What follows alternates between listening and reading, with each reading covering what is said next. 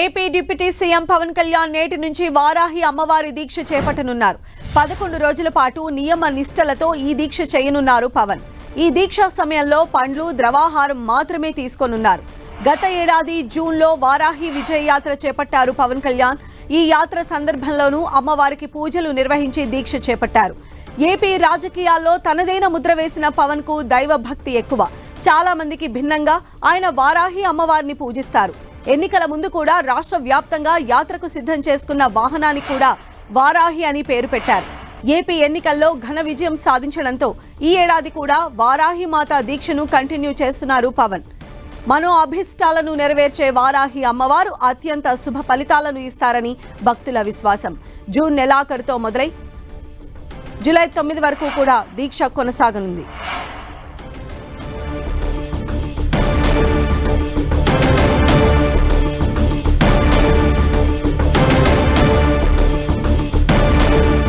పురాణాల ప్రకారం 4 నవరాత్రుల్లో అత్యంత మహిమాన్వితమైనవి, శక్తివంతమైనవి ఈ ఆషాఢమాస గుప్త నవరాత్రులు. ఎవరైతే ఈ నవరాత్రులు అత్యంత నిష్ఠతో, శ్రద్ధతో దీక్ష ఆచరిస్తారో వారి సమస్యలన్నీ అమ్మవారి అనుగ్రహంతో తీరిపోతాయనేది పెద్దల విశ్వాసం. వారాహి అమ్మవారి దీక్ష శ్రద్ధతో చేసిన వారికి వారు కోరుకున్నవన్నీ జరుగుతాయని విశ్వాసం. ఈ దీక్ష చేపట్టేవారు మద్య మాంసాలకు దూరంగా ఉంటారు. బ్రహ్మచర్యం పాటించడంతో పాటు నేలపైనే నిద్రించాల్సి ఉంటుంది. వారాహి అమ్మవారిని నేపాల్లో ఆరాధ్య దైవంగా భావిస్తారు. ఇటు రాజస్థాన్, గుజరాత్లో వారాహి అమ్మవారిని భక్తి శ్రద్ధలతో కొలుస్తారు. గతంలో కూడా పవన్ చాలా దీక్షలు చేపట్టారు. చాతుర్మాస దీక్ష చేశారు. 4 నెలల పాటు ఈ దీక్షలో పవన్ కొనసాగారు. ఆషాఢం, శ్రావణం, భాద్రపదం, ఆశ్వయుజం మాసాల్లో పవన్ దీక్ష చేపట్టారు. ఆ దీక్షలో కూడా ఆహార నియమాలు పాటించారు. సాత్విక ఆహారం మాత్రమే తీసుకునేవారు. దీక్ష విరమించే సమయంలో హోమం కూడా నిర్వహించారు. పురాణాల ప్రకారం దుర్గాదేవికి 7 ప్రతిరూపాలుగా సప్త మాతృకలు ఉంటారు. ఆ సప్త మాతృకలో ఒకరు వారాహి అమ్మవారు. పురాణాల ప్రకారం అంధకాసురుడు, రక్తబీజుడు, శంభుని శంభు వంటి పలువురు రాక్షసులను సంహరించడంలో వారాహి అమ్మవారి ప్రస్తావన వస్తుంది. అలాగే లలితా పరమేశ్వరీదేవి సర్వ సైన్యాధ్యక్షురాలు శ్రీ వారాహి అమ్మవారు అని కూడా చెప్తారు. ఎన్నో ఫెయిల్యూర్స్ తర్వాత పవన్ మొన్నటి అసెంబ్లీ ఎన్నికల్లో అఖండ విజయం సాధించారు. గత 10 ఏళ్లుగా వ్యక్తిగతంగా ఎన్నో విమర్శలను, సవాళ్లను ఎదుర్కొన్న జనసేనాని వాటన్నింటికీ ఈ విజయంతో సమాధానమిచ్చారు. పవన్ వారాహి దీక్షకు సంబంధించిన డీటెయిల్స్ మా ప్రతినిధి దుర్గా మరిన్ని అందిస్తారు. దుర్గా,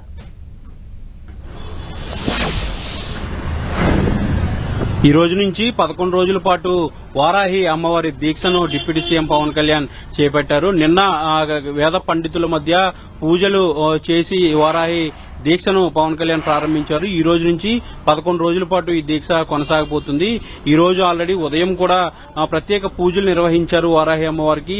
ఈ దీక్షలో భాగంగా ప్రతిరోజు ఉదయం అలాగే సాయంత్రం కూడా పూజలు కార్యక్రమాలు నిర్వహించబోతున్నారు. దీంతో పాటు నియమ నిబంధనలు అనేవి ఖచ్చితంగా పవన్ కళ్యాణ్ ఫాలో కాబోతున్నారు. నిష్ఠ అనేది ఖచ్చితంగా ఈ దీక్షకి ఉండాల్సినటువంటి అవసరం ఉంది. కాబట్టి ఈ 11 రోజులు కూడా పూర్తిగా ద్రవ పదార్థాలు మాత్రమే పవన్ కళ్యాణ్ తీసుకుంటారు. కేవలం పండ్లు అలాగే పాలుతో పాటు జ్యూసెస్ వీటిని మాత్రమే ఆయన సేకరిస్తారు.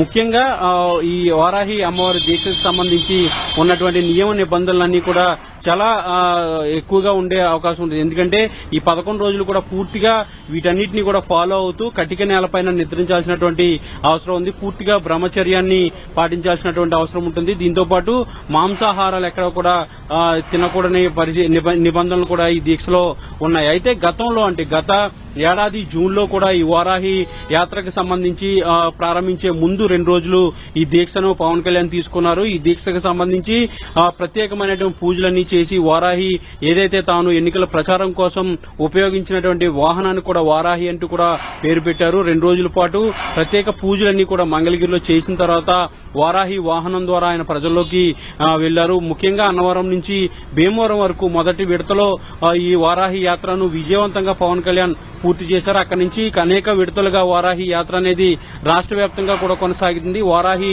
యాత్ర ముందు, వారాహి యాత్ర తర్వాత అన్నట్టుగా జనసేన నడిచింది. ఎందుకంటే వారాహి యాత్రతోనే జనసేనకు మరింత ఉత్తేజం అనేది కనిపించింది. గడిచినటువంటి ఎన్నికల్లో పొత్తు పెట్టుకోవడం, కూటమి పార్టీలు ఏర్పాటు చేయడం ఇదంతా కూడా వారాహి యాత్ర తర్వాతే మొదలైంది. కాబట్టి వారాహి అమ్మవారి ఒక నమ్మకాన్ని మరింత ఎక్కువగా పవన్ కళ్యాణ్ నమ్ముతున్నారు. అందులో భాగంగానే ఈసారి కూడా ఈ ఏడాది కూడా ఈ దీక్షను చేపట్టబోతున్నారు.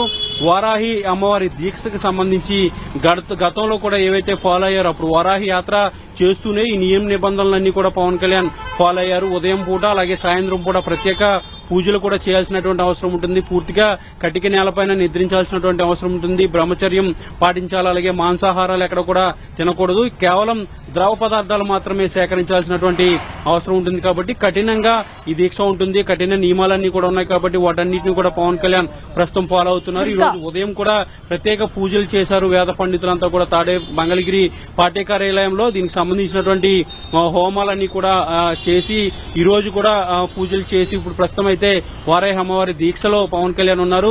అయితే దీక్షలో ఉన్నా కూడా ఉండాల్సినటువంటి కార్యక్రమాలు, ముఖ్యంగా అధికార కార్యక్రమాలు, అలాగే పార్టీకి సంబంధించినటువంటి కార్యక్రమాలు వీటన్నిటినీ కూడా ఎప్పటికప్పుడు పవన్ కళ్యాణ్ నిర్వర్తించబోతున్నారు. ఝాన్సీ, అయితే దుర్గా మనం చూసినట్లయితే గతంలో కూడా పవన్ కళ్యాణ్ మనం చూస్తే తెలంగాణలోని కొండగట్టు ఆంజనేయ స్వామి టెంపుల్ కావచ్చు, ఇప్పుడు వారాహి అమ్మవారికి సంబంధించినటువంటి దీక్షలు కావచ్చు, ఇవన్నీ చేస్తూ ఉన్నారు. ఆయనకి దైవభక్తి ఎక్కువని తెలుస్తోంది.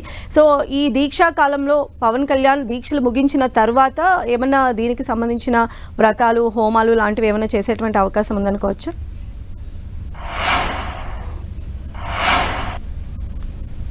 కూడా ఈ దీక్షలు చేయడం అనేది పవన్ కళ్యాణ్ ముందు నుంచి ఉన్నటువంటి అలవాటుగా మనం చెప్పుకోవాలి. గతంలో కూడా కొండగట్టు ఆంజనేయ స్వామి గుడికి వెళ్లి అక్కడ దర్శించుకున్న తర్వాత ఆంజనేయ స్వామి దీక్ష కూడా పవన్ కళ్యాణ్ చేపట్టారు. తర్వాత చతుర్మాస దీక్షను కూడా పవన్ కళ్యాణ్ గడిచినటువంటి చాలా కాలంగా ఆయన కొనసాగిస్తూ వస్తున్నారు.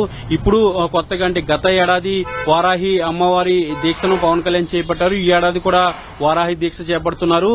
ముఖ్యంగా కొండగట్టు ఆంజనేయ స్వామిని దర్శించుకున్న తర్వాత కొండగట్టు ఆంజనేయ స్వామికి సంబంధించిన దీక్ష కూడా చేపట్టారు. అయితే ఈసారి కూడా అంటే గతంలో కూడా కొండగట్టు ఆంజనేయ స్వామిని దర్శించుకునే పవన్ కళ్యాణ్ ఈ నెల 29వ తేదీని కూడా మరోసారి కొండగట్టు ఆంజనేయ స్వామి దగ్గరికి వెళ్లబోతున్నారు. ఆయన దర్శించుకుని అక్కడ ప్రత్యేక పూజలు చేయబోతున్నారు. ఎందుకంటే ఈ వారాహి దీక్ష చేసే 11 రోజులు కూడా మిగిలినటువంటి దైవ ప్రదేశాలన్నీ కూడా తిరగబోతున్నారు. వివిధ దేవాలయాలను కూడా సందర్శించబోతున్నారు.